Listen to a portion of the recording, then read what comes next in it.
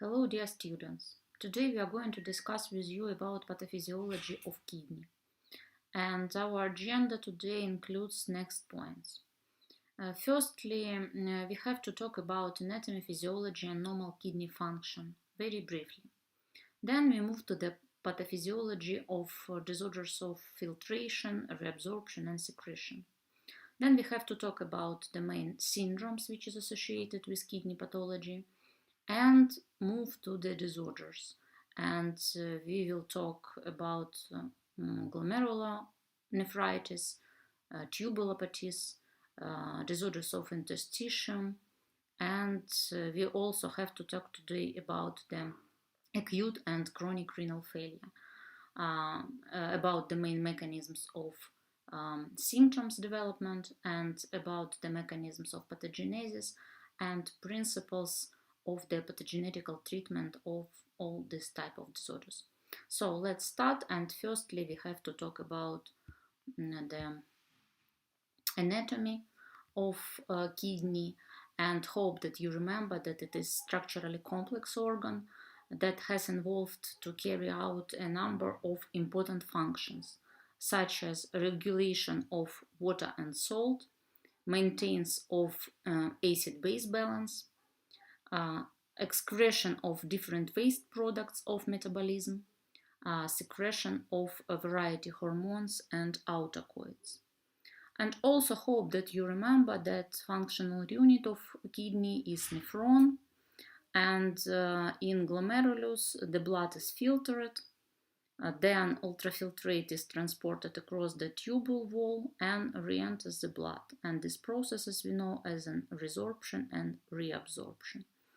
And when we are going to discuss about kidney pathophysiology, we have to remember that mostly pathophysiology associated with disorders of kidney function.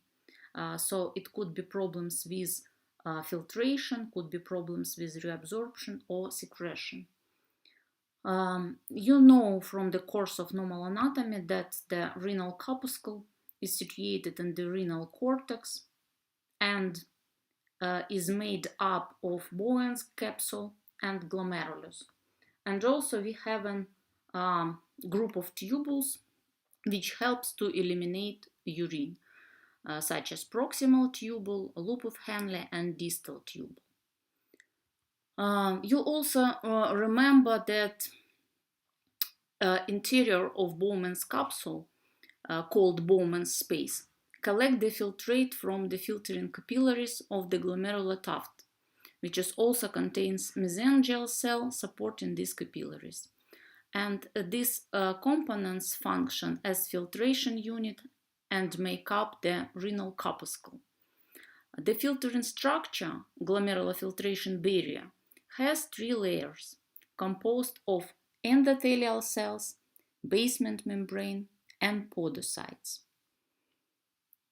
The tubule have 5 anatomically functionally different parts, and we mentioned already about the proximal and distal tubule and also loop of Henle, but you remember that it has 2 parts, such as ascending loop of Henle and distal descending part.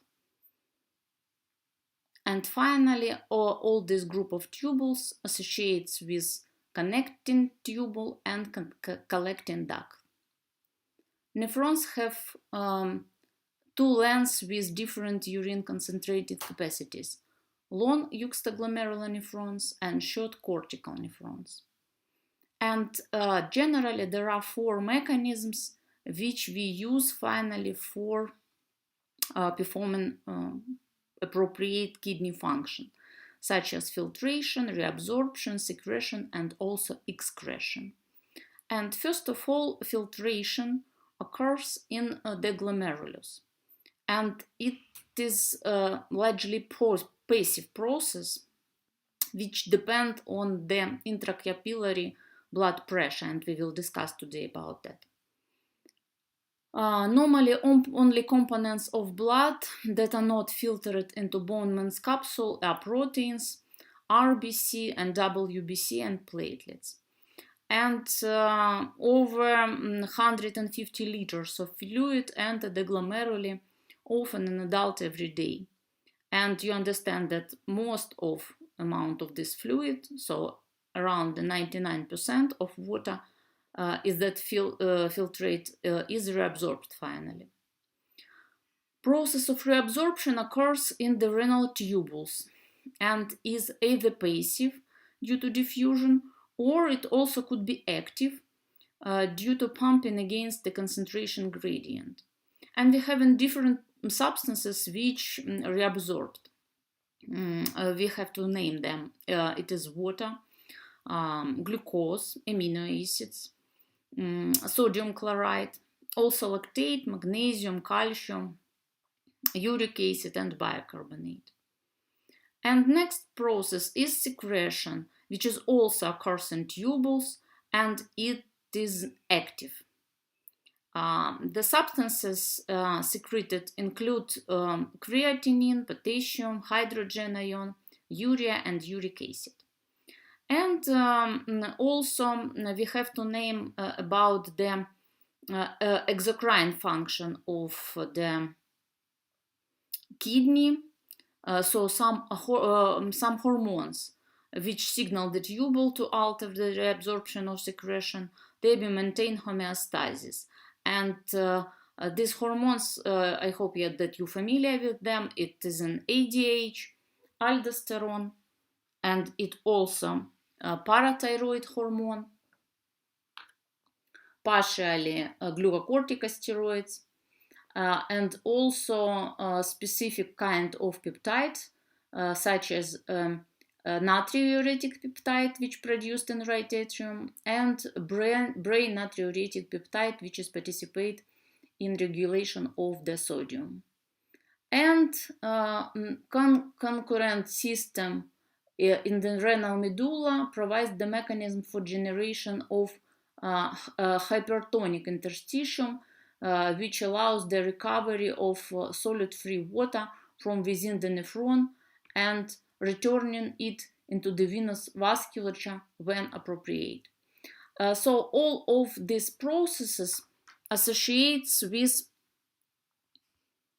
main function performing of by kidney. And if we will name this function of kidney, the main one is maintaining of homeostasis and maintaining constancy of extracellular fluid volume and plasma osmolarity by balancing intake and excretion of sodium and water.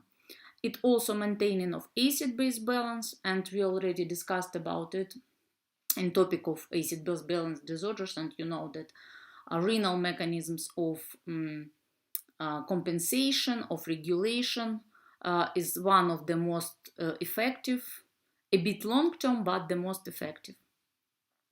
The next function of kidney is excretory function and releasing of different metabolic products and xenobiotics. Regulatory function, which is participate in regulation of BP, erythropoiesis, coagulation. And metabolic function and source of hormones. And we mentioned already hormones which participate in regulation of kidney function, but also kidney can be as an organ which participate in releasing of hormone. It's familiar for you, renin-angiotensin-aldosterone system. Also, kidney can be as a source of erythropoietin, different kind of prostaglandins, and also it participates in regulation of D hormone. So let's talk about pathology, and according to this division of the homeostatic function, we have to redistribute pathology into the same types, and we have to start from the pathology of filtration. You know that lots of liters of fluid filtered by kidney per day, and the level of filtration associate with the definition and with the level of glomerular filtration rate, which is usually depends on next factors. it associates with amount of functioning glomeruli, so quantity of functional nephrons. Then characteristic of renal blood flow can influence filtration, and level of filtration pressure. And also, if you remember, in the topic pathophysiology of microcirculation, we discussed about Starling hypothesis and about the level of filtration, which is usually evaluates as a difference between hydrostatic pressure and oncotic pressure. And here, when we discuss about the filtration pressure in nephrons, we have to also remember about one more pressure. ITP here in this evaluation is intratubular pressure. And if we will discuss about the average amount of filtration pressure in NOM, it's near 40 millimeters of mercury. And when we discuss about the characteristic of renal blood flow and characteristic of glomerular filtration, you remember that glomerular filter consists of the three components. The endothelial layer, endothelial cells are fenestrated, providing no barrier for solids. The basement membrane with different structures like lamina rara interna, lamina densa, and lamina rara externa. The basement membrane is a joint product of endothelial cell and podocytes. It is directly continuous with the glycocalyx and consists of the dense network of collagen type 4 and proteoglycans. And the basement membrane prevents any blood cells to pass the filter, and we already mentioned about it. And the third one is the food processes of podocytes, which are connected by slit diaphragms. And this slit diaphragm is dense screen consisting of two Meyer proteins, the long transmembrane protein nephrin and nephrin 1. Those cytosolic ends are fixed by the protein podocin. And finally, there are two main factors which contribute to perm selectivity of the glomerular filter. The first of all is physical pore size, and you understand that only small molecules can pass through the glomerular filter, and with about 8 maybe nanometers in diameter, pore size prevent larger protein from passing through. And the second factor which also contribute to the perm selectivity of glomerular filter is charge selectivity. Both basement membrane and slit diaphragm are characterized by dense rise of negative charges. As most plasma proteins are also negatively charged at the physiological pH if it's near 7.36, 7.4. And electrostatic repulsion prevents them from slipping through pores that spatially would be wide enough to let them pass. So when we discuss about pathology of glomerular filtration, it's some situation which can be characterized by increase or decrease filtration. And if we start from information about the decreased filtration, it usually associates with some extreme situation, which is associated and characterized by hypovolemia. It also can be characterized by constriction of different arteriole, mostly vas afferens. Also, it could be caused by decrease of blood pressure or decrease of amount of functional nephrons. Or vice versa, it could be increase some situation, increase of oncotic pressure or increase of intratubular pressure. And let maybe stop here about the information which types of regulation of blood flow in glomerulus we know. Usually we have two levels of regulation. Autoregulation relies on feedback within an individual nephron and affects only the afferent nephron, arteriole. And systemic regulation adds to this via the autonomous nervous system as well as via chemical mediators. And when we discuss about autoregulation, is the result of two independent mechanisms. It's the myogenic response and a tubular-glomerular feedback. When we discuss about the myogenic response, I have to mention that an increase in arterial pressure opens stretch-activated non-selective cation channels in smooth muscle cells of afferent arterioles, depolarizing of membrane and opening voltage-dependent calcium channels, leading finally to contraction. And the systemic regulation associates with releasing of different hormones. First of all, we have to discuss about the sympathetic stimulation, which increase mostly both afferent and efferent resistance.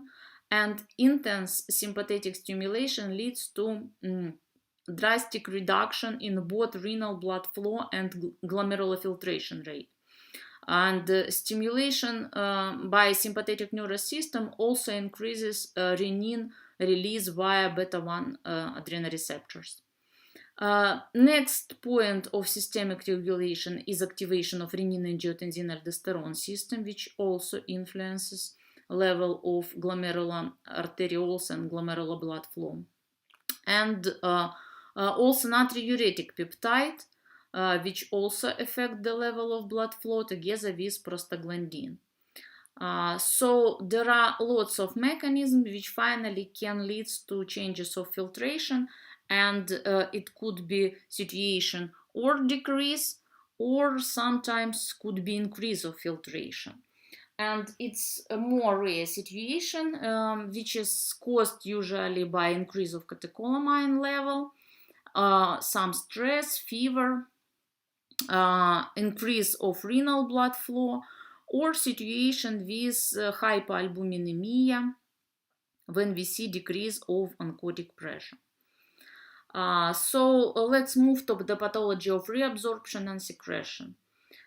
Here mostly we have to tell about the deficiency of energy as a cause of pathology, because you remember that we mentioned that some parts of ions and molecules reabsorbed by the active process, and process of secretion is also active. So any kind of deficiency of energy can lead to pathology of reabsorption and secretion. Also, pathophysiology of reabsorption includes epithelium destruction. It also could be some endocrinopathies. You understand that primary or secondary hypoaldosteronism, or some disorders of parathyroid hormone can lead to finally ions imbalance and disorders of reabsorption. And also it could be some disorders and destruction in kidney, which includes a group of disorders which we name as tubulopathies and epithelium destruction.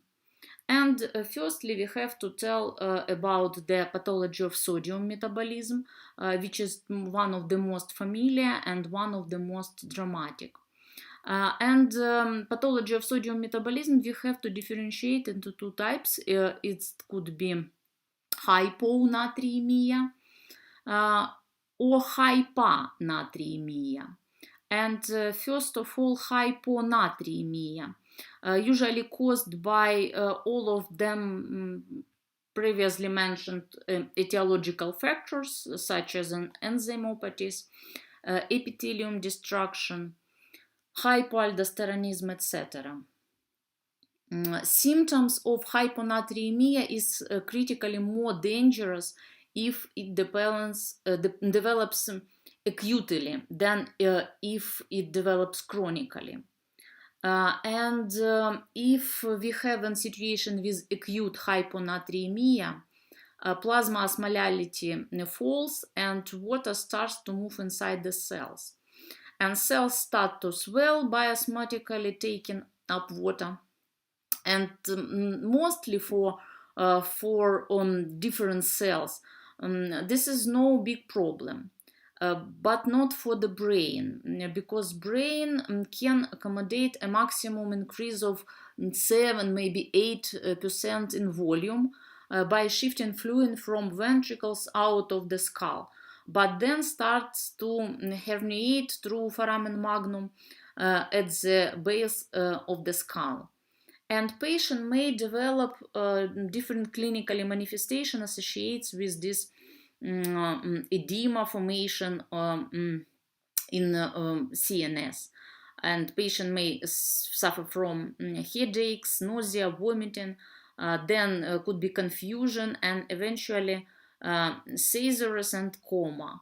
And as a most unfavorable outcome for such kind of patient, it could be respiratory arrest and death. In situation which it develops slowly and chronically, brain cells can adapt by releasing different osmotically active substances. This comprises potassium and sodium, and also different organic solutes such as mya-inositol, choline compounds, glutamine, and glutamate. Therefore, chronic hyponatremia typically produces no symptoms for a long time. When we have to discuss about the consequences of this pathology of sodium metabolism into the level of total blood volume, it usually associates with decrease of total blood volume, manifestates with polyuria, with hypohydration, and could be associated with low BP and hypovolemia. Antagonistic situation which with sodium accumulation or hypernatremia. When we discuss about the etiological factors, it could be all associated with a decrease of filtration, so some problems with amount of function in glomerulus usually, or it could be associated with increase of reabsorption of sodium, and we have to tell about the primary or secondary hypoaldosteronism. And when we discuss about the clinical manifestation, the same as with hyponatremia, symptoms are predominantly seen when the condition develops rapidly. And these symptoms include lethargy, seizures, and ultimately coma. In chronic hyponatremia, elevated level of the sodium may be reached in the absence of symptoms other than thirst. And hyponatremia is commonly seen in elderly patients in nursing home suffering from different infections, especially if their mobility or mental status had already been reduced to begin with.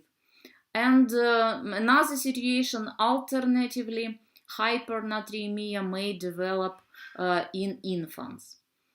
And also disorders of sodium accumulation also associates not only with kidney pathology, but not directly with kidney pathology, but also be seen in patients suffering from diabetes mellitus. And also hope that you remember this topic when we discuss about one kind of the coma as an acute complication of diabetes mellitus, which we have to tell about hyperosmolar coma, which is associated with type 2 usually, and it's usually caused by increase of the plasma osmolarity with higher level of the sodium ions, higher level of glucose also, and mostly elderly people suffer from this hypernatremia till coma.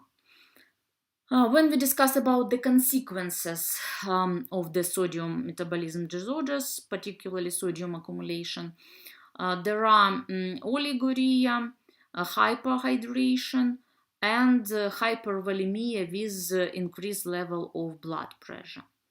And very difficult to tell about sodium metabolism without the discussion about the water metabolism.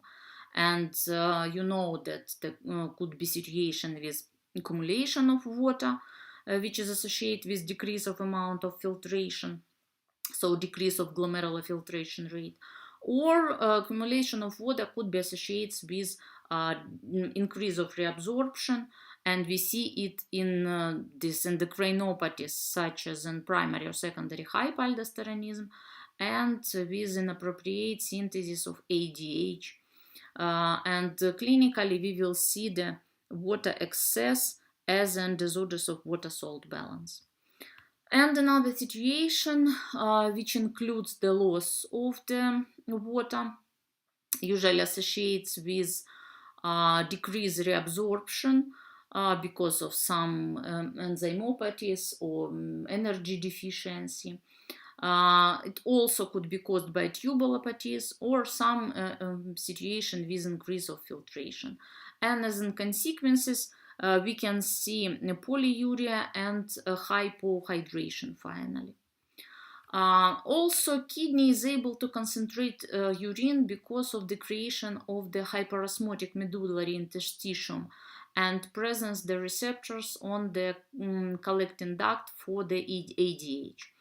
And in presence of ADH, there is an increase in number of protein water channels expressed on the luminal membrane, and the water moves into the cell down its concentration gradient.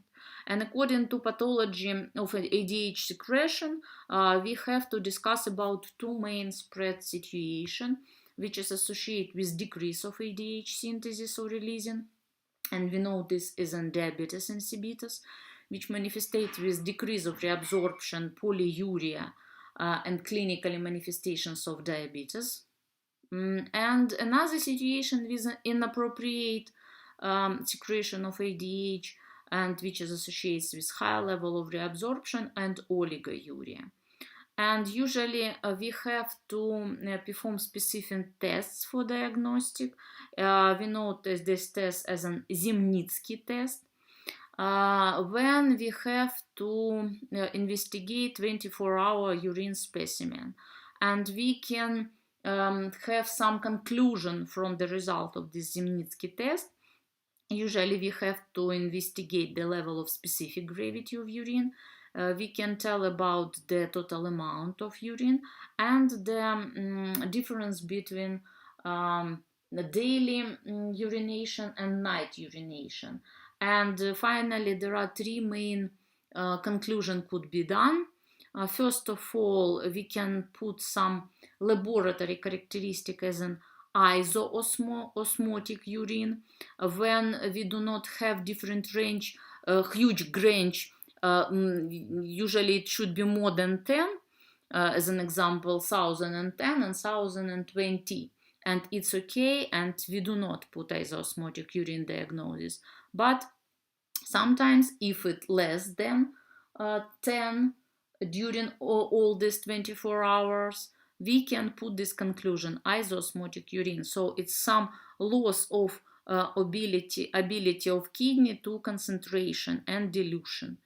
And also we have to tell about the hyposmolarity, so low level of the specific gravity, and nocturia, when we see or prevalence of night diuresis among the daily diuresis, or equal amount of urine at night and daily.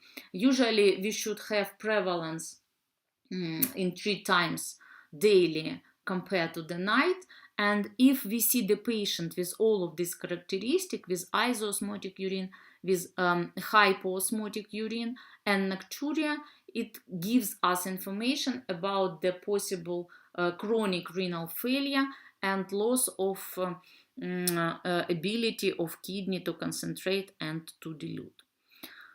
Next pathological process which we have to tell today is the pathology of secretion. And we have to tell about the processes of hyperkalemia and hypokalemia. When we discuss about hyperkalemia, it associates with decrease of secretion and tubulopathies. It also could be caused by low level of filtration And both acute and chronic renal failure also associate with hyperkalemia. Also, as a group of hyperkalemia should be named hyperkalemia associated with lysine cells. So different kind of lysis could lead to increase of level of potassium ion. And as examples could be named tumor lysis syndrome in the initial phase of chemotherapy. It also could be burns, crash injuries, and rhabdomyolysis. Also, classical example of hypokalemia is ketoacidosis, but here we see mostly shift of potassium out of cells, and we see this kind of disorder in patient with diabetes mellitus type 1. It's associated with lack of insulin, and acidosis together with this lack of insulin contribute to the inhibition of sodium potassium ATPase. Also, some drugs can have a higher tendency to hypokalemia. It could be named digitalis cardiac glycosides, also beta blockers, some diuretics, and also RAS influencers, less times, but can lead to, as an example, blockers of angiotensin converting enzyme. And when we discuss about the clinical manifestation of hyperkalemia, they are typically, and they mostly are non-specific. And it includes malaise, includes muscular weakness, and arrhythmia. Hyperkalemia could be very dangerous manifestation, could have dangerous manifestation, and even can lead to sudden cardiac arrest or ventricular fibrillation. ECG changes also very unspecific, so you have to be familiar with them. Usually ECG changes start with the tendent, tall, and peaked T wave, and then the P wave flattens or even disappears, and the QRS complex widens to the pattern reminiscent of the bundle branch block. And as in consequences also could be some generalized convulsions also, and in case of acute or chronic renal failure, we can use the increase of potassium ions as a marker for the start of dialysis. Because you have to understand that is typical in end stage of different renal disease and chronic particularly stage. And opposite situation with hypokalemia, which can be associated with hyperaldosteronism and with decreased reabsorption of potassium ions. Usually also losses may occur in some diarrhea or vomiting, and because of this gastrointestinal secretion contain a considerable amount of potassium ions. And also higher dose of glucocorticosteroid therapy and also some diuretics can cause hypokalemia too.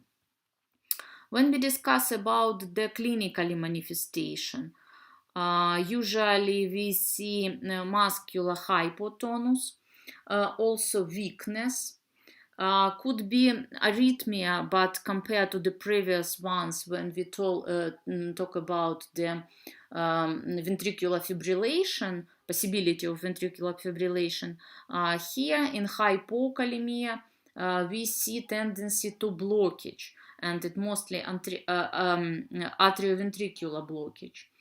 And also could be specific ECG manifestations. As an example, flattened T wave merges in a prominent U wave.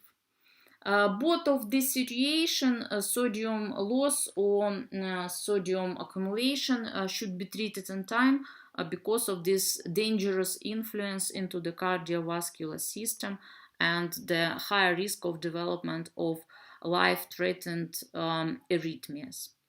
Very close to the pathology of the potassium ions, we have to tell about the influence and problems with the protein exchange in situation with different disorders in glomerulus and in tubules, so both of them. Firstly, we have to tell about the hypoalbuminemia, which is a result in edema manifestation and which is a result in different metabolic disorders like changes not only protein but fat metabolism too, and it also usually associates with some immune deficiency. When we discuss about the etiological factors and disorders which associate with massive proteinuria, which leads to some unfavorable consequences, mostly this group of the glomerulopathies, it's the glomerulonephritis, different types of them. Also, it could be toxic influence and immune destruction of the glomerulus, or also could be toxic or metabolic influence into the tubule, which finally leads to severe proteinuria and finally hypoalbuminemia, hypoproteinemia. And one of the most prominent syndrome which is associated with these protein exchange disorders is nephrotic syndrome, and we will tell about it a bit later today. One more kind of pathology is the calcium metabolism disorders, and here we will see disorders in vitamin metabolism. Particularly, it's associated with low level of reabsorption of the calcium because of low level of vitamin D activity, and hypocalcemia. And one more thing is the problems with regulation of acid-base balance because of influences into the processes of acidogenesis, ammoniogenesis, and which can finally lead to renal kind of the acidosis. And when we will talk about the calcium metabolism and about its influence into the target organ, we have to tell that usually we have some vicious circle when the decrease of glomerular filtration rate leads to decrease of the level of calcium ions, and it leads to hypocalcemia. Also, in situation with acidosis, bones became acts as a buffer system for acidosis, and it also lead to a chronic bone loss in different chronic renal failure. So finally we will see low level of calcium, which associates as an etiological factor, but as a way of pathogenesis we also will see decrease of the calcium in bones. And finally, increase of parad hormone maintains the normal serum calcium, and everything we can see this until the glomerular filtration rate level 30 milliliter per minute. When it continues, finally patient became suffer from acidosis and osteoporosis because of this vicious circle formation. So let's see that here as an example of bone metabolism disorders in kidney pathology, we see that it is not only some unique or single pathology when we see disorders of secretion or reabsorption, but finally this disorder can lead to the another organs, target organs, and finally leads to multiple organ dysfunction syndrome, which we see in patients with renal failure. mostly in patients with the chronic renal failure, because we will see this gradual improvement of symptoms from different systems, such as in cardiovascular system, such as in CNS, GIT, and bones too. So you have to be familiar with kidney pathology, and we have to name which diseases of kidney mostly we will meet among our patients. So these disorders we divided into 4 main groups. First of all is pathophysiology and pathology of glomeruli, and we know them as in glomerulopathies. And one of the most important is the glomerulonephritis. There are a group of diseases with different etiological factors, with specificity or in pathogenesis, and with a few syndromes which associate with this kind of disorder. Then is a group of diseases of tubules, and acute tubular necrosis as one of the most prominent example.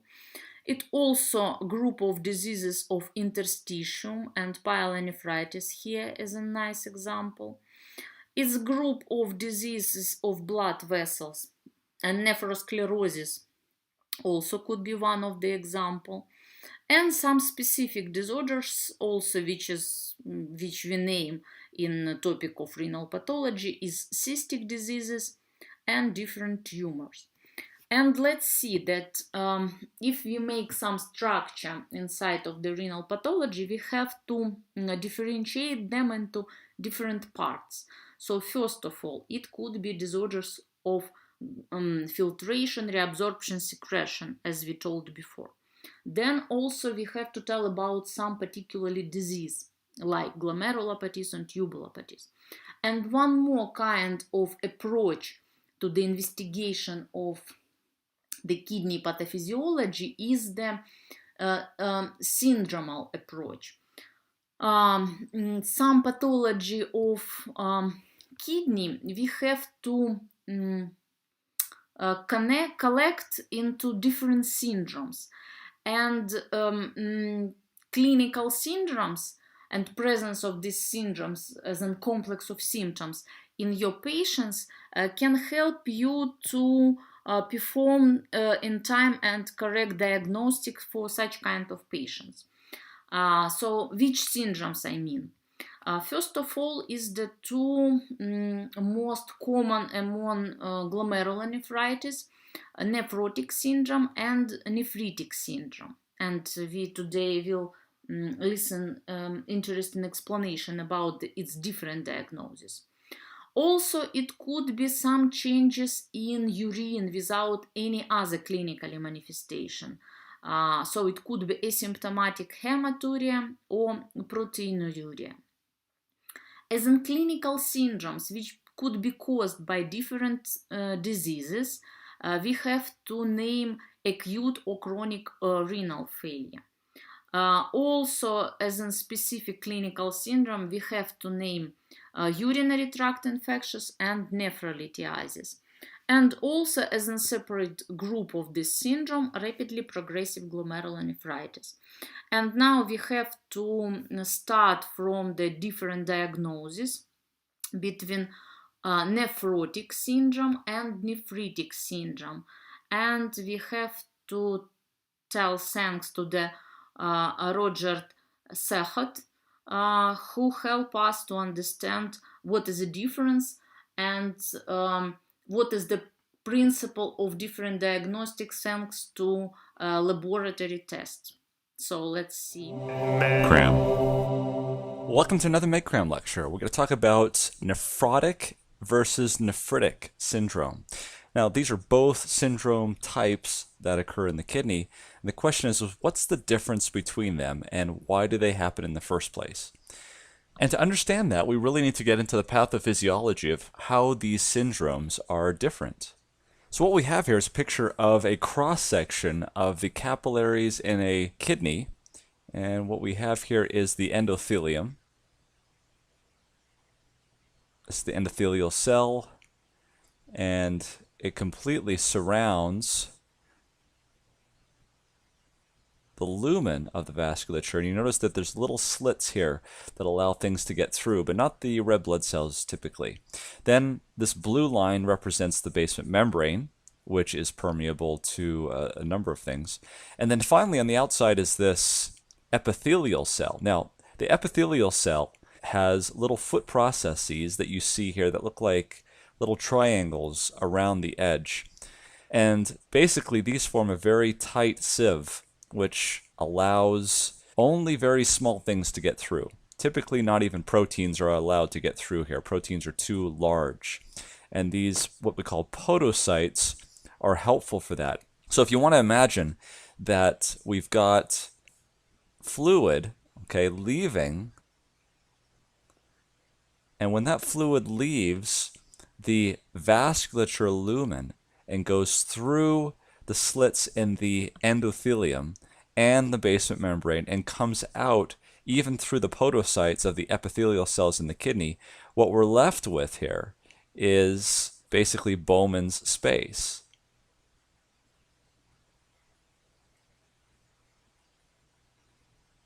This is in Bowman's capsule, of course. And all of this fluid eventually, unless it gets reabsorbed, is going to go down into the toilet, okay? And it flushes down. So basically, anything that gets outside this area is going to eventually end up in the urine. I think that's a very important thing to remember. If you can remember the schematic of what a glomerulus looks like, you'll remember that you've got a vasculature that comes in and then leaves, and you've got a Bowman's capsule here that picks that up. That's what we're looking at here in this picture. And that gets picked up, goes into the proximal convoluted tubule, down the descending loop of Henle, up the ascending loop into the distal convoluted tubule, and then into the collecting ducts, and then out again to the toilet. So once again, this is a epithelial cell, and this is a endothelial cell.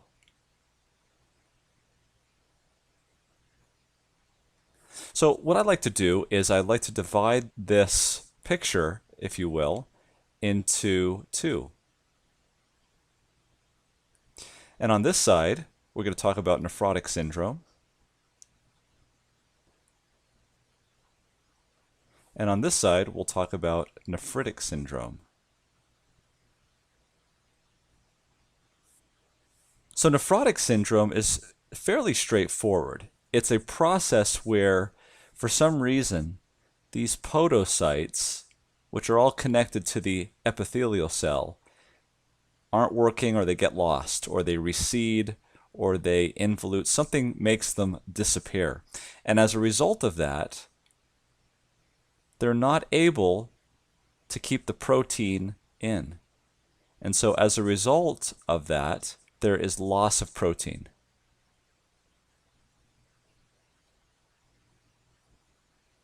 And it's quite substantial. In fact, on the order of 3.5 grams of protein per day can be lost. Now, this tremendous loss of protein has its consequences.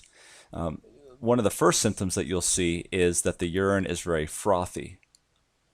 Because frothy urine is caused by protein in the urine. Now, don't get alarmed if your urine is frothy, because there's a certain amount of protein that's in there naturally, I guess. There is some surfactant and other type of chemicals that'll make naturally your urine frothy. But if it's especially frothy, think about protein in the urine.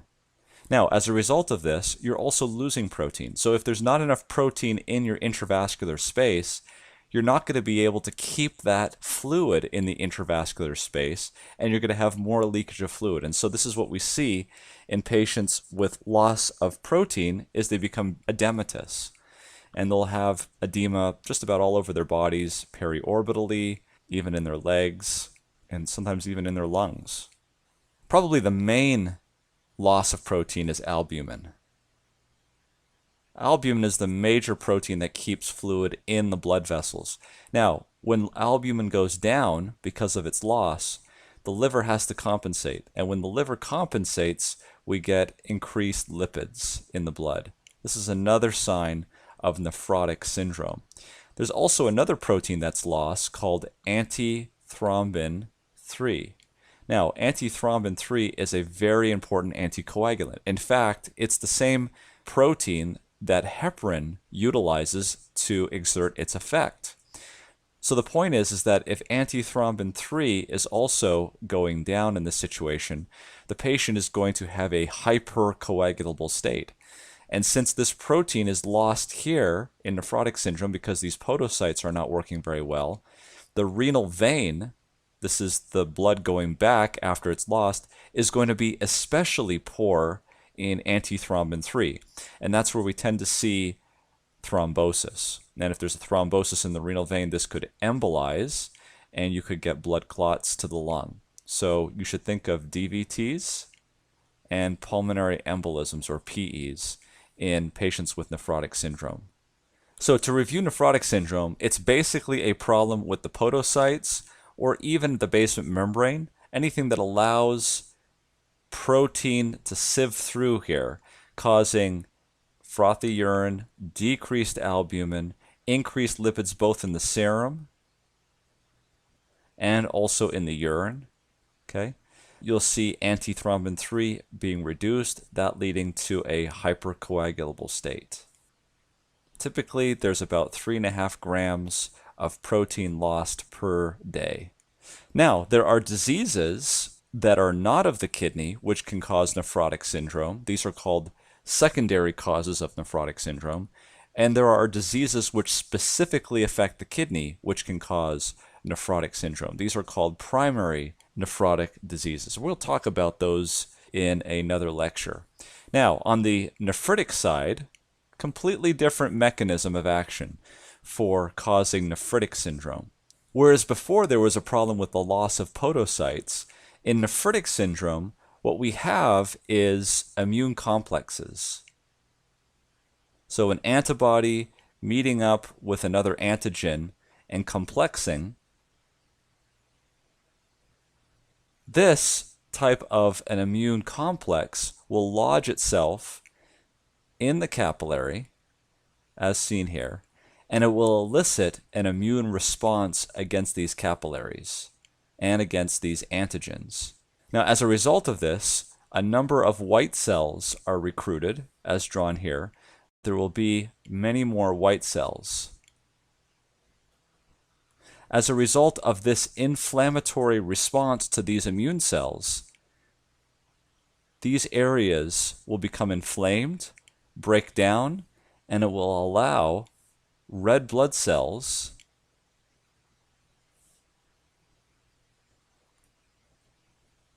to pour through these openings. Not only that, but also white blood cells to come through.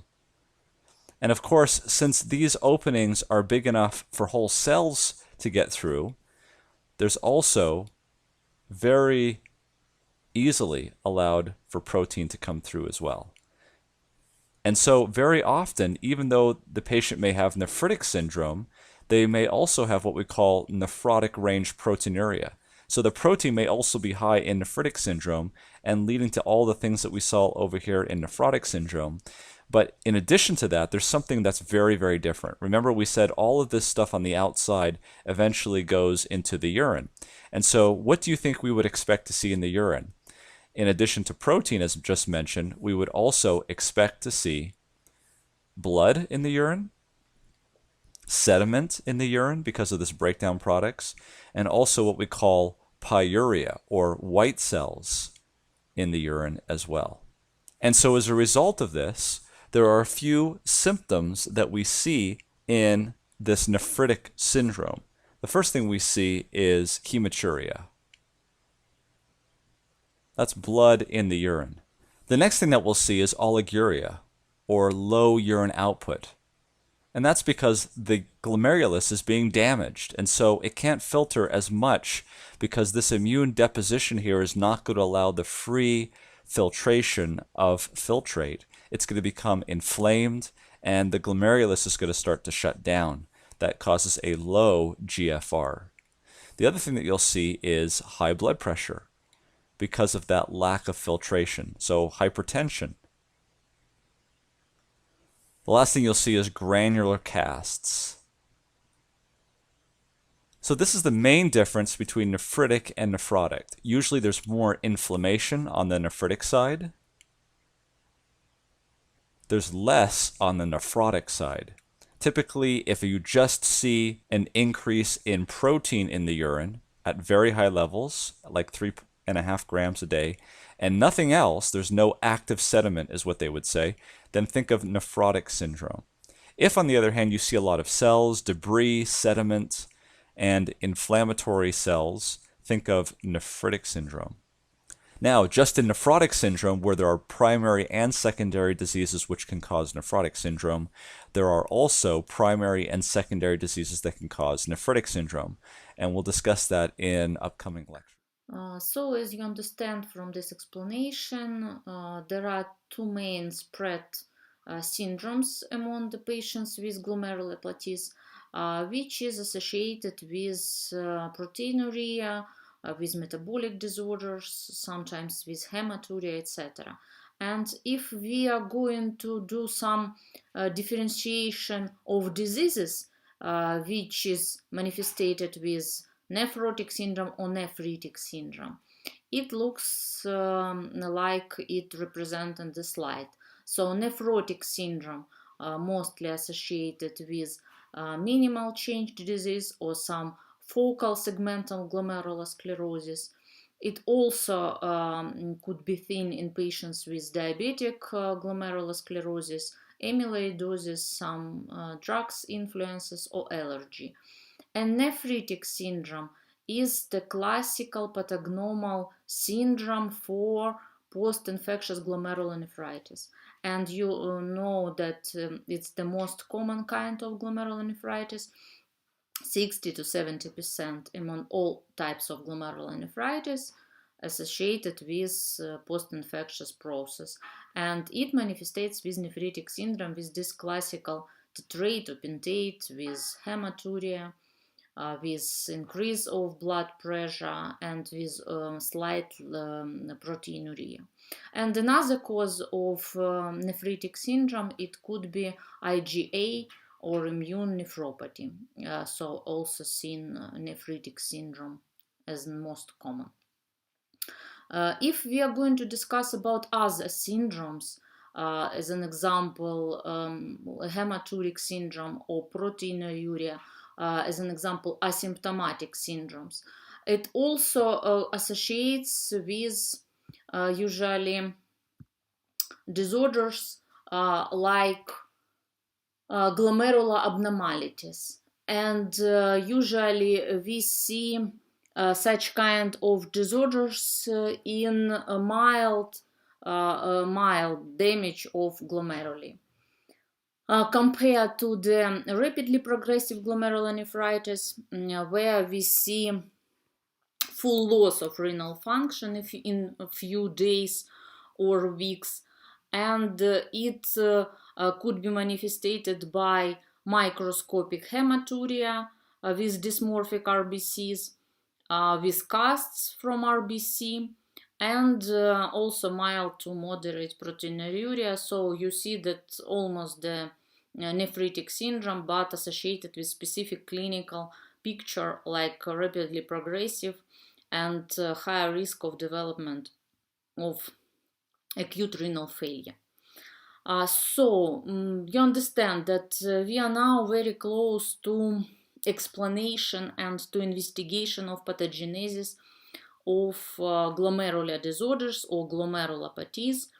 And also today we discussed about the filtration membrane, which is consists of these three most layer, and you have to understand that this filtration membrane is the target for glomerulonephritis. So in glomerulonephritis, we will see inflammation, which is associated with immune mechanisms, with activation of both cellular and humoral mechanisms, which finally leads to damage of glomerular filtration membrane, and which is finally manifestates with this nephrotic or nephritic syndrome. So we have to name some general things which is associated with glomerulonephritis as a group of disease. First of all, you have to understand that glomerulonephritis are immunologically mediated diseases of glomeruli. And if it's immunologically mediated injury, it's clear that usually kidneys involved symmetrically, and could be situation of some local injury of glomeruli and kidney, but sometimes this renal lesion could be as a part of generalized disease. And a good example of such disorders is systemic lupus erythematosus. So according to this primary or secondary etiology, we can subdivide it, glomerulonephritis into primary, when pathology is confined to the kidney, or secondary, when kidney abnormality is only part of multi-system disorders. And let's see how looks classification of glomerulonephritis. Primary, it's mostly minimal change disease, focal and segmental glomerulosclerosis, membranous nephropathy, acute post-infectious glomerulonephritis, IgA nephropathy, and membranoproliferative glomerulonephritis. And chronic glomerulonephritis also we have to name in primary glomerular disease. As in secondary to systemic, SLA, diabetes mellitus, lymphoplasmatic disorder, Goodpasture and Wegener Goodpasture syndrome and Wegener's granulomatose, Schönlein-Genoch purpura, and glomerulonephritis secondary to different extrarenal infections. And as a separate group, we have to name there are three most common hereditary disorders which involve glomeruli. It is an Alport syndrome, Fabry disease, and podocyte slit diaphragm protein mutation. And now we have to start from the pathogenesis and investigation the main ways of pathogenesis of glomerulonephritis. Generally, we have to recognize there are two main mechanisms of pathogenesis.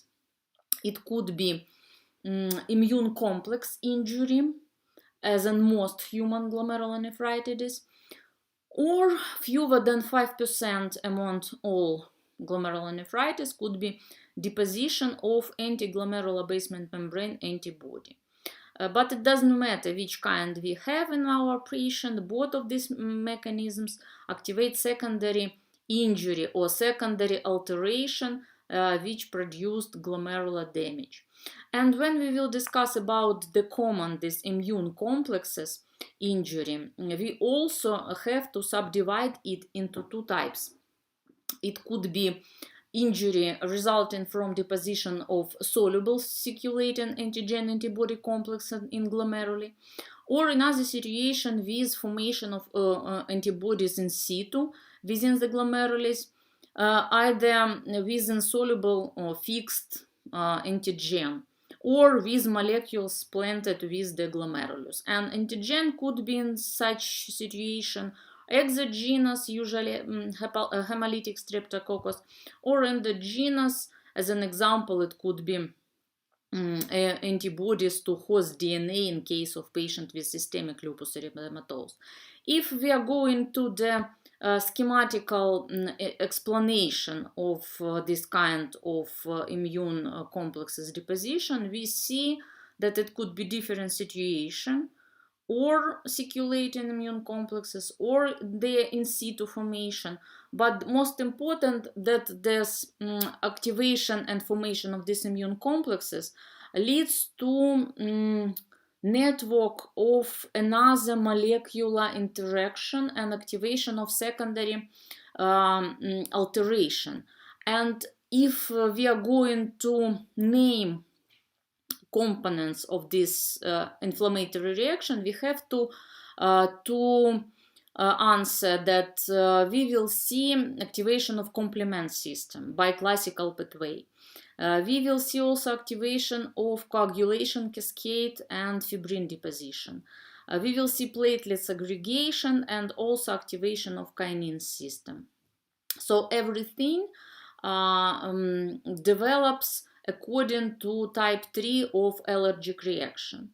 And also, as an addition to mentioned before mechanisms, glomerular lesions consist of leukocytic infiltration into glomeruli and variable proliferation of different kind of cells like endothelial cells, mesangial cells, parietal epithelial cells, so residential cells, which finally result in an increased capillary permeability and glomerular damage.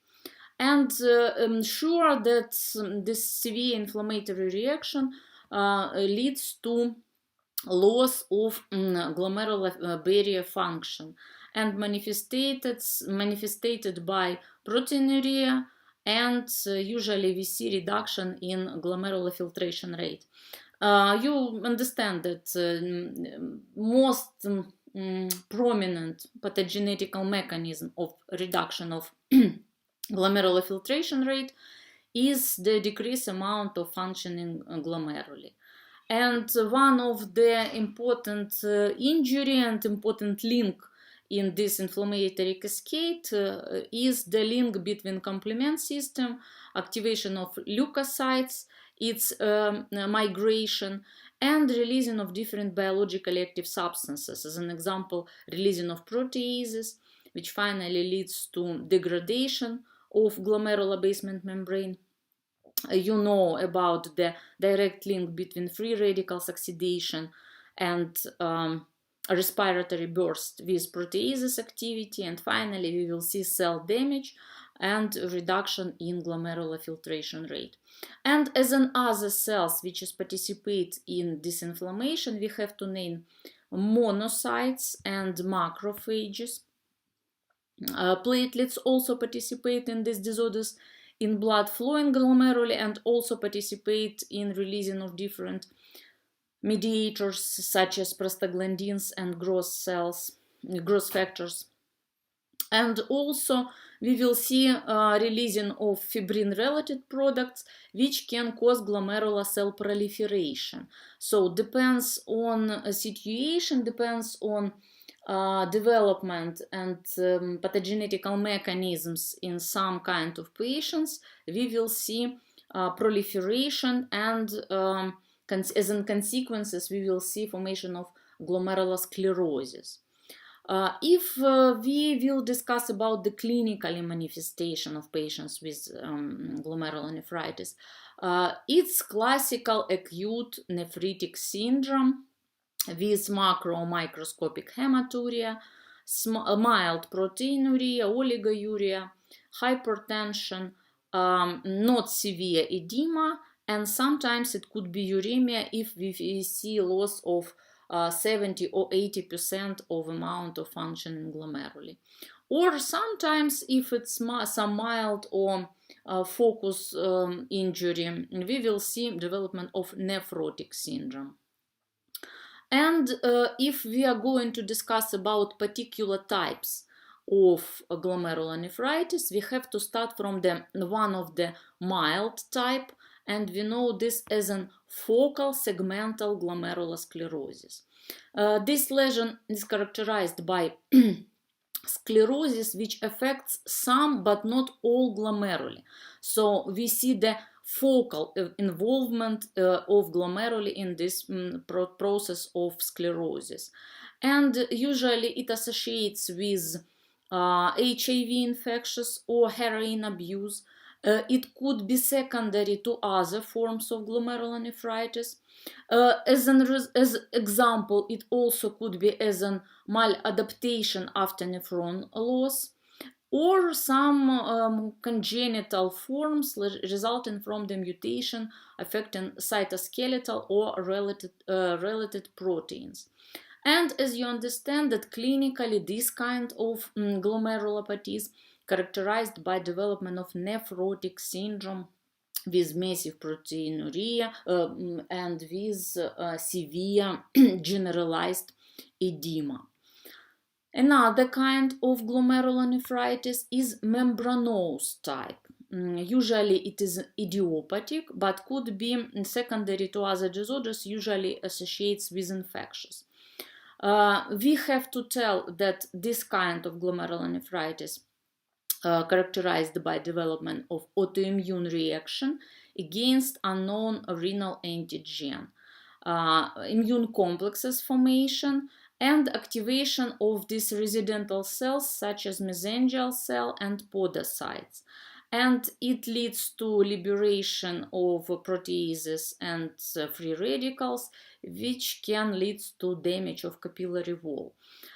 This kind of glomerulonephritis is characterized by formation of subepithelial deposits and thickness of glomerular basement membrane. And if we are going to investigation of morphology of such kind of glomerulonephritis, we will see this formation of deposits, subepithelial deposits formation. Next kind of glomerulonephritis, one of the most frequently occurring, and we already discussed about that, it's post-streptococcal or acute post-infectious glomerulonephritis.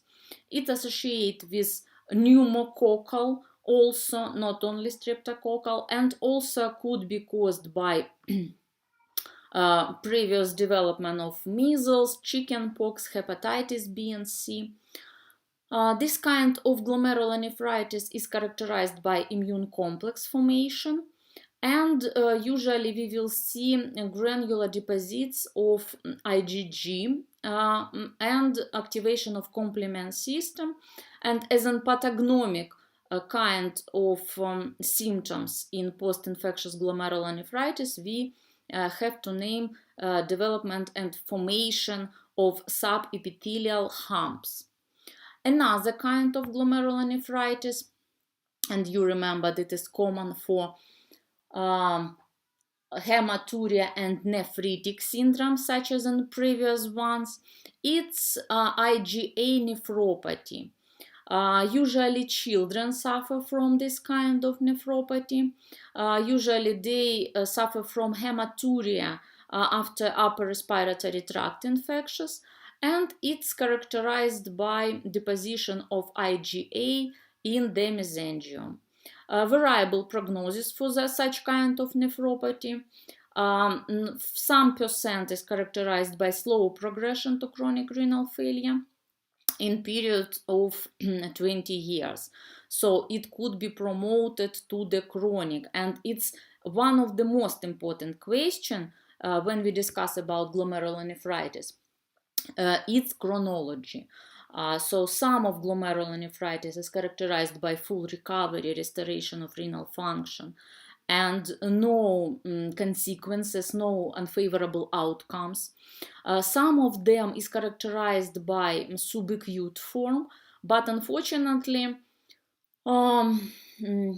half of some of glomerulonephritis leads to formation of chronic forms, which durate many months and years, and finally can result in chronic renal failure. And if we are going to discuss about the clinical manifestation, the most important idea is to perform screening from time to time for the patient with a case history of acute glomerulonephritis. And we have to find, or we have to check level of protein in urine, level of blood pressure among this patient, and biochemical tests. Because usually if we do not some this screening or periodical checkup of the patients, it could be found as an just during routine medical examination symptoms of chronic glomerulonephritis, like proteinuria, like hypertension, or even azotemia. And clinically, it manifestates such as an acute, it could be nephritic or nephrotic syndrome, and microscopic hematuria is usually present.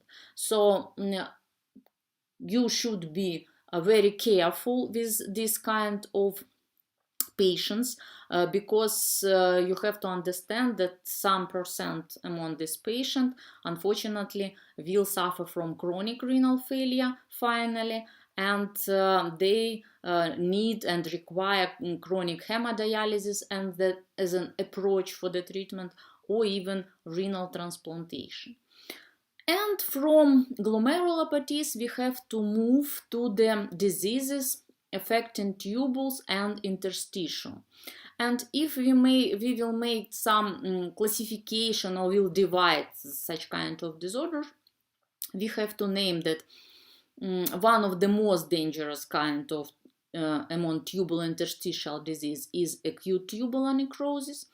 And also we have some itis, so inflammatory disorders, acute and chronic pyelonephritis, and also drug-induced interstitial nephritis.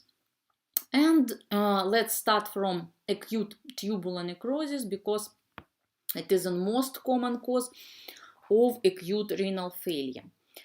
Usually we have to name that in acute tubular necrosis we see destruction of tubular epithelium, and it's usually a reversible lesion, but unfortunately severe injury into tubular epithelium lead finally to acute loss of renal function with oliguria when amount of urine less than 400 milliliters per day, till anuria when a level of urination less than 100 milliliters per day.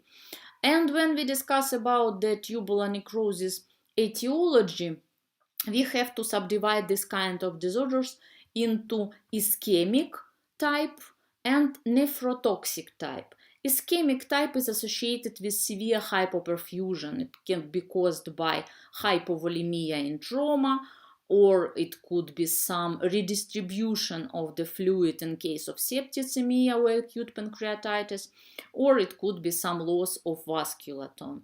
Another cause associates with heavy metals influence like mercury, like calcium chloride, antibiotics like gentamicin. And if we are going to discuss about the pathogenesis of acute tubular necrosis, we also have to mention that tubular injury associates with higher level of sensitivity of tubular epithelium to different toxins, and it finally leads to injury of the tubules, formation of tubular debris, which can block urine outflow and increase the pressure. And sometimes we will see fluid leak in interstitium, and it leads to collapse of the tubules. And from another point of view, we see not only tubular injury, but blood flow disturbance. It could be endothelial injury or some other etiological factors, which finally leads to severe damage and tubular necrosis. And if we are going to perform some scheme of pathogenesis of acute tubular necrosis, let's see how it associates. It doesn't matter which etiological factor we have, ischemia or nephrotoxins.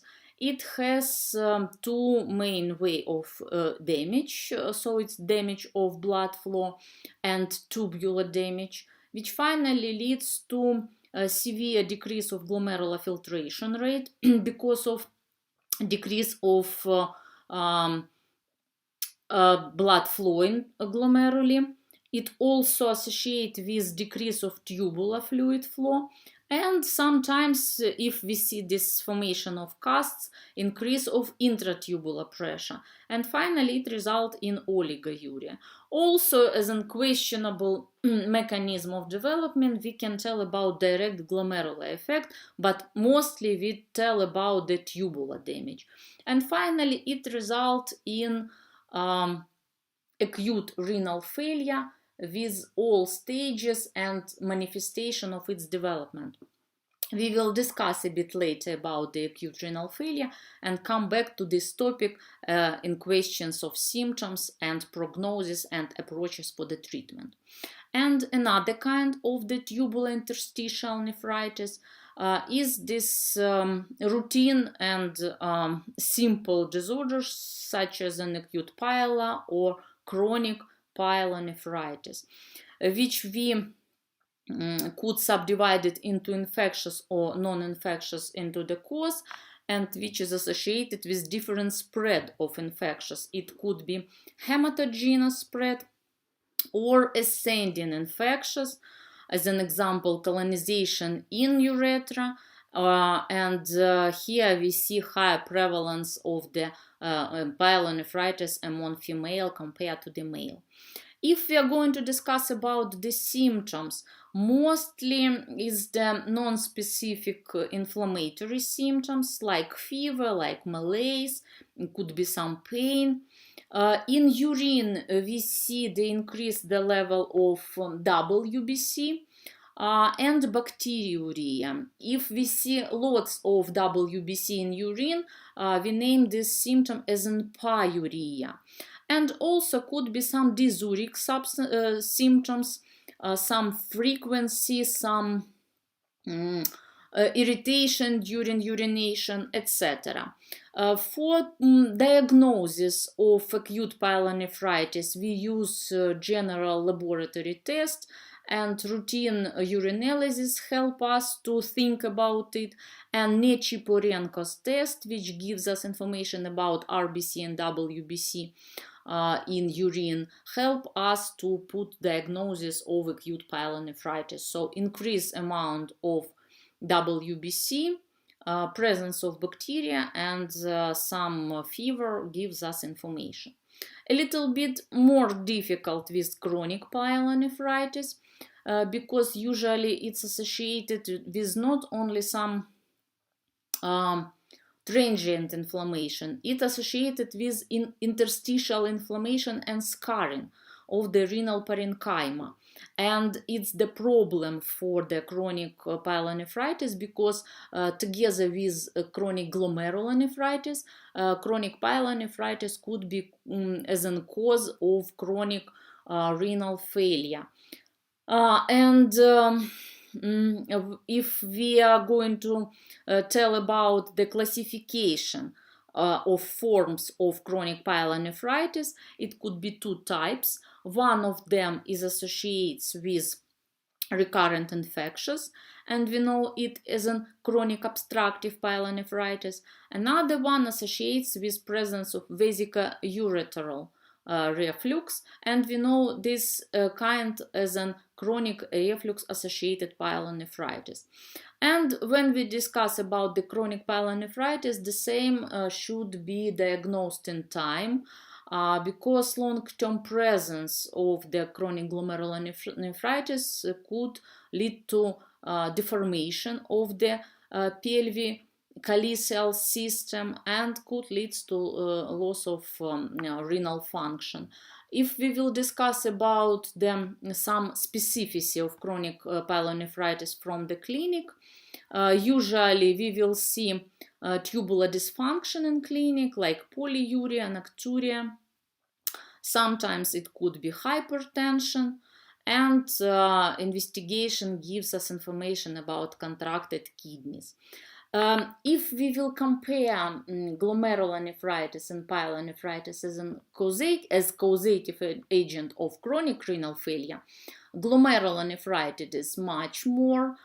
I think that 50 to 70% glomerulonephritis and 15% for pyelonephritis. But nevertheless, you have to remember about these patients and have to make routine screening and check up for the patients with possible chronic pyelonephritis. And one more kind of tubular interstitial disease is drug-induced interstitial nephritis. When we discuss about this kind of inflammation, it associates with hypersensitivity reaction. But compared to the glomerulonephritis, we have another target here. So it's interstitial tissue of kidney, and it associates with exposure of different kind of medications. As in most prominent groups which can cause drug-induced interstitial nephritis is antibiotics, diuretics, and non-steroidal anti-inflammatory. As an additional symptoms which gives us information about the possible drug-induced interstitial nephritis, we have to tell about fever, eosinophilia, and rash. And also we will see increase as an example of IgE, which also gives us information about the possibilities of development of such kind of injury. In spite of this not so severe damage, sometimes it can result in acute renal failure.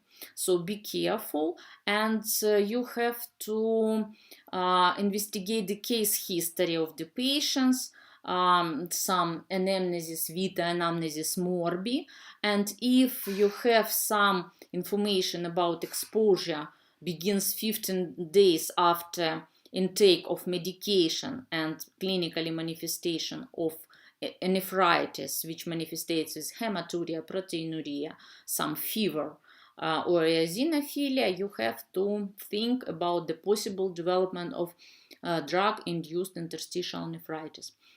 And also I have to talk you about the one more kind of injury in kidney, which is diseases involving blood vessels. Because you understand that atherosclerosis can lead to development of nephrosclerosis finally. And as in spread disorders which can characterized by involving of blood vessels, it could be benign nephrosclerosis, its specific changes in benign hypertension when kidneys became symmetrically atrophic. Also, we have to tell about malignant nephrosclerosis, which is associated with higher level of BP and tendency to intravascular thrombosis. And one more, and one of the most dangerous, is the diabetic nephropathy, which is also associated with damage of blood vessels, and it's usually associated with double influence. From one point of view, it's associated with microangiopathies, but presence of macroangiopathies also negatively influences kidney function among the patients with diabetes mellitus.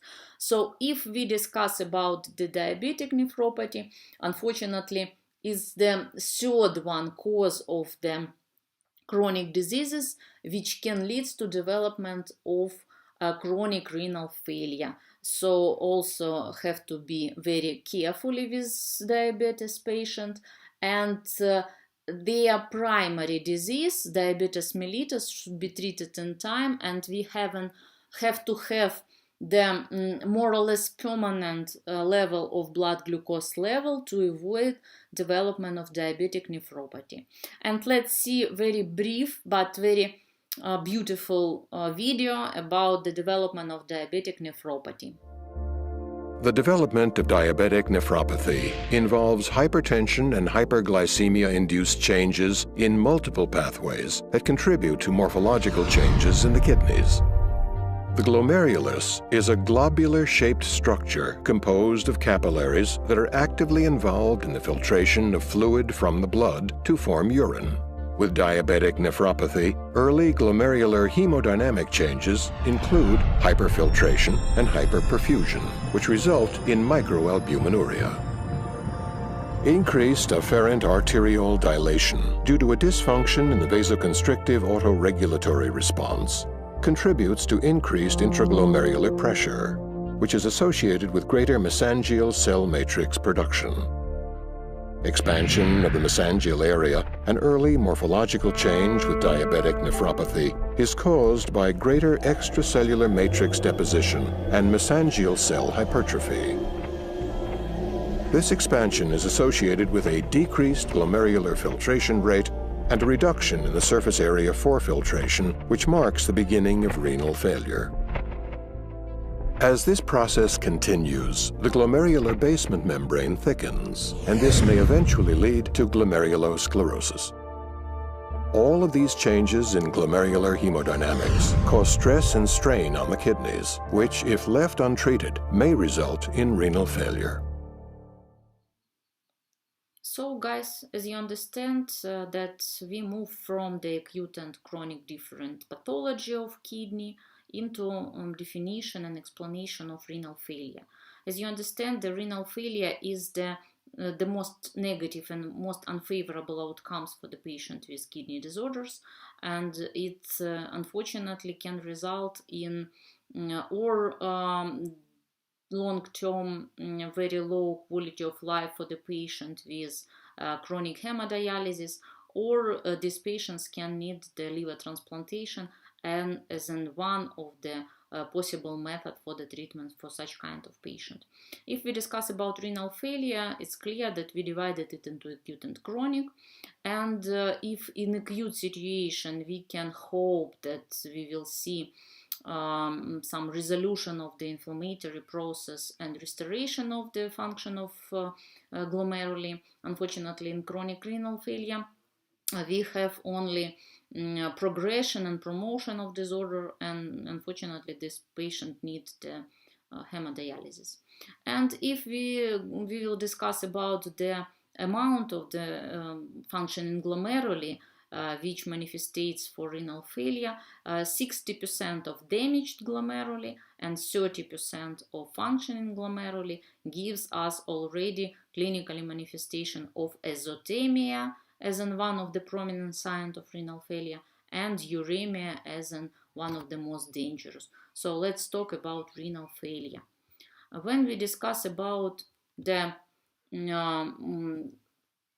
pathognomic sign of renal failure, it determined by measurement of glomerular filtration rate, and it decreases below 40 milliliters per minute. And patient suffer from increase of level of nitrogenous substances like urea, like creatinine and uric acid. Started from acute renal failure, have to tell that we have to subdivide it into three types. It's pre-renal, which is associated with disorders of blood flow, within renal intrinsic, and post-renal, which is associated with obstruction and redistribution you will see in SCORM. If we discuss about etiological factors of pre-renal renal failure, it could be caused by hypotension, cardiogenic different situation like myocardial infarction. It could be some vascular damage like vasculitis or thromboemboly. It could be redistribution of fluid in bowel obstruction or some cirrhosis. It could be volume depletion caused by different losses or drug-induced injury. If we discuss about the acute uremia due to renal parenchymal disease, it caused by acute renal tubular necrosis, and we today already discussed about it.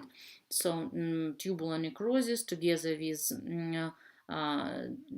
damage of the tubule epithelium and additional influence of the blood flow in glomerulus finally leads to development of acute renal failure. And if we will discuss about some causes as an additional to mentioned before, for tubular necrosis could be caused myoglobinemia, hepatorenal syndrome. If you remember previous lecture, we discussed about it. Sometimes pancreatitis or burns also can lead to acute tubular necrosis. And one of the most successfully treated kind of acute renal failure or post-renal uremia, which is characterized by obstruction of urinary tract from different calices. It's usually characterized by in-time removal of this cause of obstruction and restoration of renal function. According to the pathogenesis, we divided stages of acute renal failure into the three types. First stage is oliguria, second stage is polyuria, and the third one is recovery phase. And when we discuss about the first stage, oliguric stage, in acute situation, it's characterized by the most prominent damage of glomeruli. So we see decrease of amount of functioning glomeruli, and it leads to accumulation of different waste products, and it manifestates with azotemia, with hypokalemia, with acidosis, and hypoosmotic hyperhydration.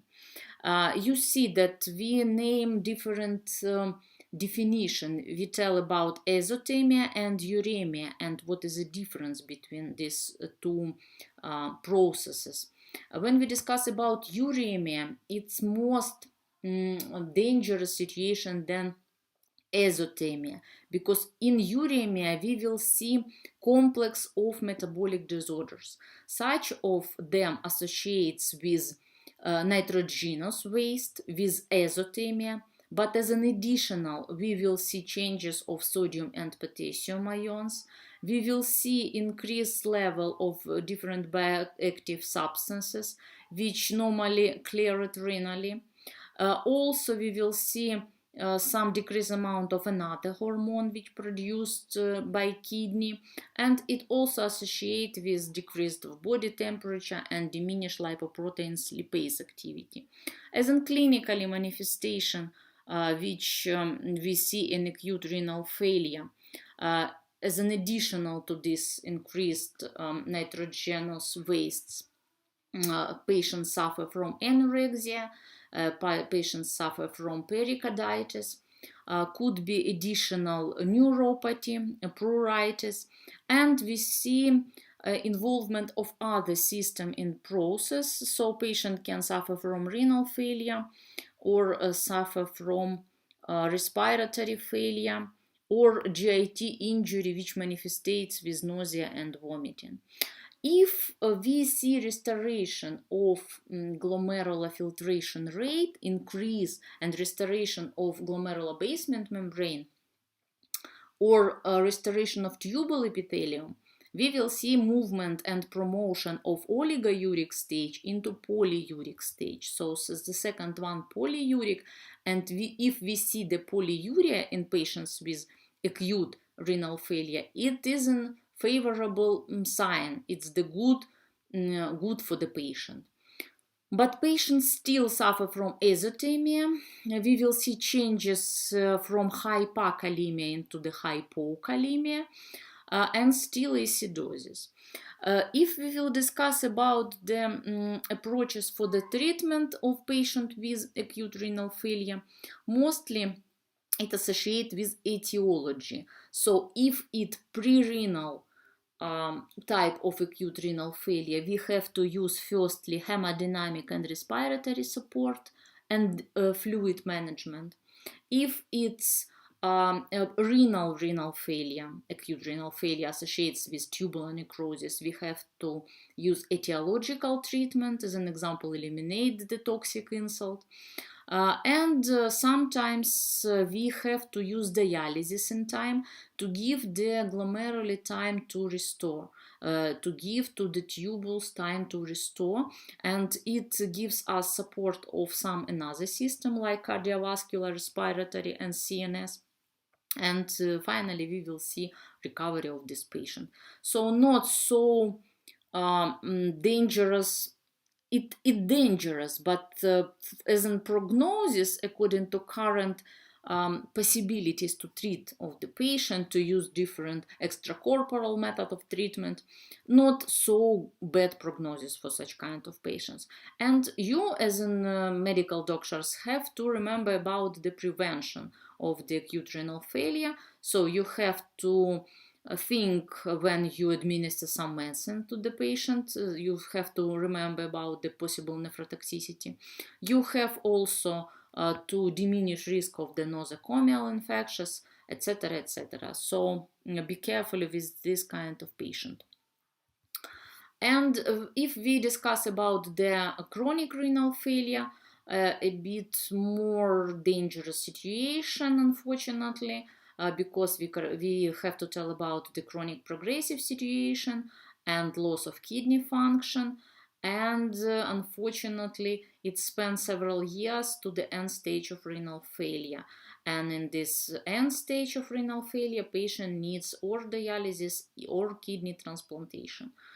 Because we will see progression of the uremia of the patient. If we discuss about the etiological factors which leads to chronic renal failure, mostly is the patients with diabetes, glomerulonephritis, some chronic pyelonephritis, and this chronic renal failure represents with the progressive and irreversible destruction of kidney structures. And here let's see redistribution of the etiological factors for the chronic renal failure depends on etiology. If we are going to discuss about some stages of chronic renal failure, we have two kinds of classification. One of them classified chronic renal failure into different stages according to glomerular filtration rate. And we have to tell about mild renal impairment, moderate, severe, and end stage. And also, according to the classic and according to pathogenesis, we divided also chronic renal failure into polyuric stage, oligouric stage, and uremic. So very close to acute, but vice versa. If here we started from polyuric and then oligouric and then anuric and uremic, in acute was another redistribution of these stages. So firstly, patients with chronic renal failure started from polyuria. Polyuria with all these syndromes which we discussed before, with loss, manifestations of decrease of ability kidney for concentration and dilution, and patients suffer from isoosmotic urine, hypoosmotic, and nocturia. Also, we see increase of different waste products like increase of creatinine level and uric acid level, and also we see influence of urea into the another organ. So patient became suffer from different urticaria. It could be gastrointestinal tract injury. It could be elimination of urea by lungs, etc. Then after polyuric stage, we will see development of oligouric stage, and azotemia in this stage progresses, hypokalemia increases. We will see this disorders associates with vitamin D and calcium and acidosis.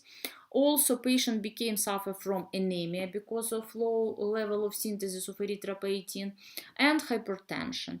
As in final and the most negative manifestation could be development of uremic coma. And let's see, when we discuss about the symptoms, we will see multi-organic insufficiency. So GIT tract involved, endocrine system involved, renal osteodystrophy we see, CNS and cardiovascular system, and bone marrow function too. So we will see complex of factors which leads to multi-organic insufficiency. And when we discuss about the like prognosis for the patient, we have some factors causing progression.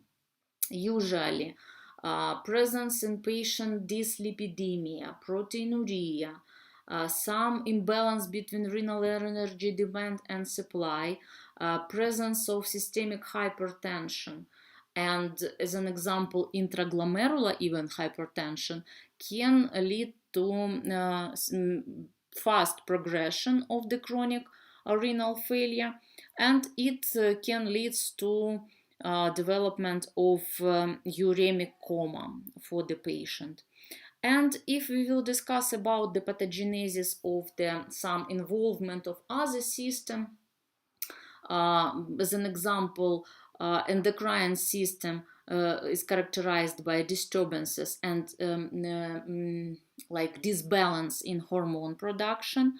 Also, patient can suffer from decrease of amount of some hormones and increase amount of another hormones. And when we will discuss about it in details, let's see that usually patients suffer from gonadal dysfunction. Usually this patient became insulin resistant. These patients suffer from hypothyroidism and decreased level of growth hormone, and disturbances in parathormone and vitamin D metabolism. And together with this, we see additional metabolic disorders and changes, like hyperlipidemia, like atherosclerosis development, and anemia and thrombocytopenia. And you understand that renal failure influences cardiovascular system too, so patient suffer from hypertension and increase of afterload into the heart. So finally we will see cardiovascular insufficiency, and also we will see impairment of the neuromuscular function and manifestations which neuropathies by uremic toxins. Impairment of respiratory function, sometimes it could be development of pericarditis, etc. So patients need conservative therapy of the primary cause of chronic renal failure disease. Then if we see progression and uremia development, this patient need a different kind of dialysis, or it could be hemo or peritoneal dialysis, and kidney transplantation as the best treatment option. Unfortunately, sometimes even kidney transplantation after some period is characterized by injury of transplanted kidney. Depends on etiological factor, but it can give patient some years, 10, maybe 15 years, to good quality of life and to avoid this regular dialysis. So I think that it's the last point for today's lectures. Hope you became more familiar with kidney disorders, and thank you very much for your attention, and see you soon. Goodbye.